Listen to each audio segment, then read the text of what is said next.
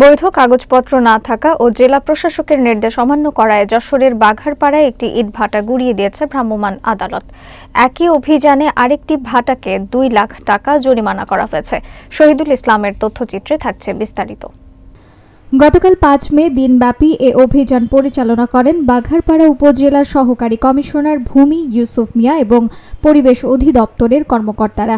স্থানীয় সূত্রে জানা গেছে, প্রথমে উপজেলা সদর সংলগ্ন ইন্দ্রা গ্রামের শিকদার ব্রিক্সে অভিযান চালানো হয়।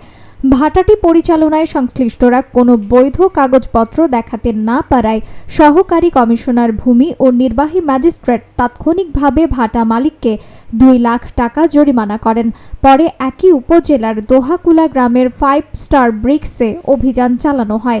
সেখানে পাশাপাশি 2টি ইট ভাটা একই নামে পরিচালিত হচ্ছিল এবং কোনোটিরই অনুমোদিত কাগজপত্র ছিল না। সরকারি নিষেধাজ্ঞা থাকা সত্ত্বেও অবৈধভাবে ইট উৎপাদন চলছিল। এরপর অভিযানে একটি ভাটাকে সম্পূর্ণভাবে গুঁড়িয়ে দেওয়া হয়। এ সময় উপস্থিত ছিলেন পরিবেশ অধিদপ্তর যশোরের উপপরিচালক ইমদাদুল হক।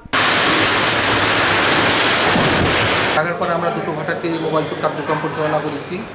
এখানে শিকদার ব্রিক্স, এখানে আমরা অভিযোগ দায়ের করেছিলাম। বিচারক মহোদয় ওখানে 2 লক্ষ টাকা জরিমানা করেছেন। ওখান থেকে আমরা গেলাম 5 স্টার ব্রিক্স, যেখানে বিস্তর অভিযোগ ধান খেতের মাঝে অবস্থিত। তো ভাটার আমরা 3 মিনিটে নিয়েছি। এটি আমাদের কার্যক্রম আজকের মতো আমরা শেষ করেছি।